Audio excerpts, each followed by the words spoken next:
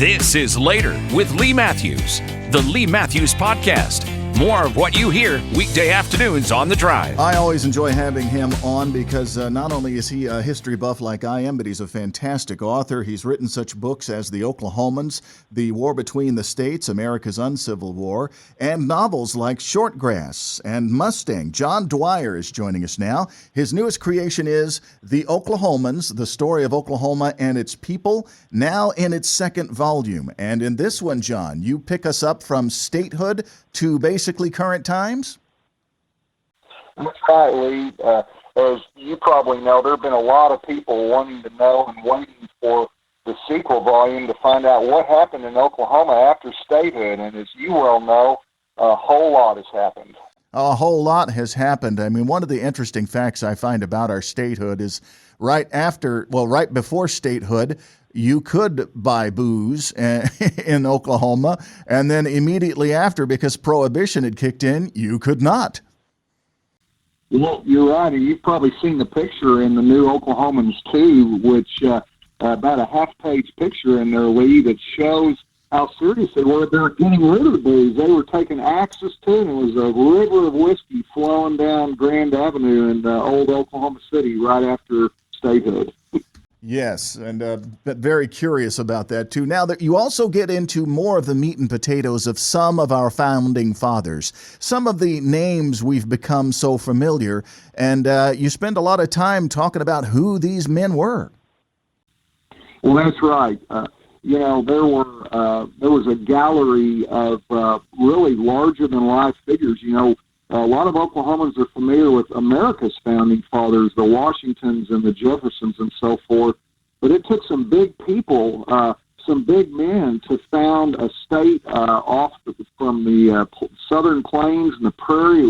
It was the final frontier, literally in America. It was the true Wild West. So we had great founding fathers, and we had what I refer to as a great founding mother, the unparalleled Kate Barnard, who's my favorite hero in Oklahoma history, and we cover all these people in the early chapters of Oklahomans 2. John Dwyer, Oklahomans 2. It covers Oklahoma history from statehood to the 2020s. It is a large book, I'm not going to lie. It is a coffee table style book, but it is full of illustrations and photographs that I bet you haven't seen. And I know what it takes to secure the rights to some of those photographs. John, you've been working on this a while.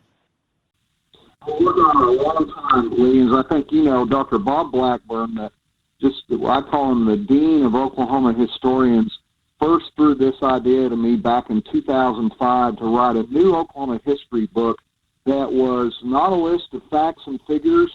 It would be perhaps a book that students and adults would read, not because they had to, but because they wanted to. They wanted to keep turning the pages. So as you've seen, our book is full of illustrations. There's 800 illustrations in that book, and those are photos, the greatest paintings from Oklahoma's greatest artists, including just a gallery of graphic novel-style, comic book-style renderings from Oklahoma City's own Jerry Bennett, capturing a lot of the scenes from Oklahoma history that aren't in photographs. So we kind of fill that in between.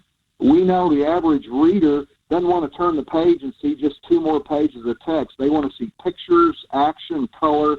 So we bring that to you big time in Oklahomans 2. Oklahomans 2, the story of Oklahoma and its people. The book is out now, and it's written by author and historian John Dwyer, who's with us. John, you also go through the more unpleasant parts of our history, warts and all. That's right, Lee, and we don't sugarcoat anything. You probably remember former Governor Frank Keating wrote the foreword to Volume 1, and one of the reasons he opted to do that was in the first volume, he said, you tell the whole story. It's not a travelogue. You tell the good, the bad, and the outrageous of our history, and we continue that into Volume 2.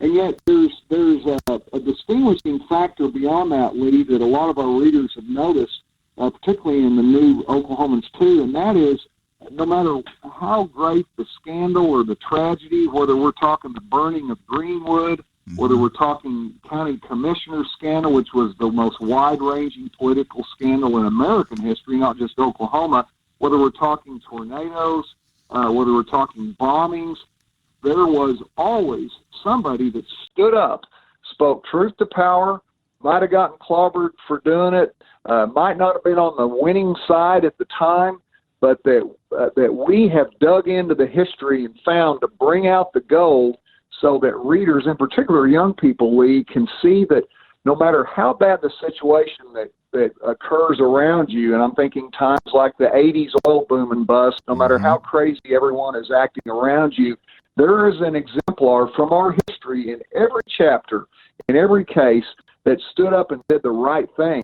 And I think that's important for us to know, that we do stand on the shoulders of brave men and women, but those were not always presented in Oklahoma histories because, sometimes it's easier to find the crazy guy that seemed to be the winner than it is the brave man or woman that might not have won as men consider winning, but at the time did the right thing and left us a legacy to be proud of and not ashamed of. Well, that said, John Dwyer, and the book is The Oklahomans 2. It's the sequel to his first book, which took us up to statehood. This takes us from statehood basically to the 2020s. You also include how Oklahoma, more so than many other states, was very inclusive when it came to races and how those races integrated into our society.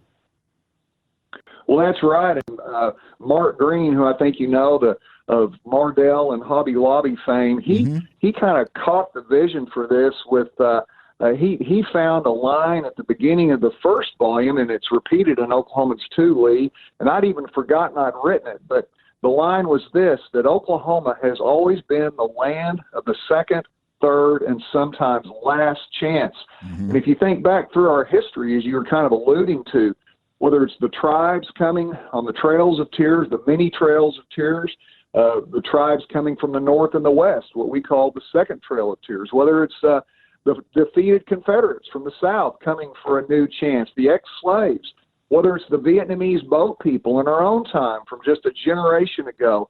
There have been wave after wave of people that have come to Oklahoma, and of course, lest we forget all those brave souls that were a bunch of tough and poor people that came and rode hard in the land runs for land because it was the only land they could afford. It was free, but they had to be tough enough to go out and win it and hold it. So I think if you look at the ethos of our state and then listening to your great programs every day, I know you reflect this in your commentary and your guests. Oklahoma still has that frontier ethos, that sense of no matter how great the challenge, the obstacle, we're not going to let it overcome us. And our state's history truly is one that has probably more sorrow and tragedy than the average state history, but it also has a requisite overcoming of that and heroism that has overcome time and again, stooped to build the things that were destroyed and build them back up to a state now, as you well know, because I listened to some of the guests on your show that reflect it, there are people coming to Oklahoma now from some of those former golden lands and other parts of the country, the Californias, the New Yorks, that have decided after a couple of years of a pandemic and everything else, this place called Oklahoma still has a lot of freedom and opportunity that sadly have been lost in other parts of the country.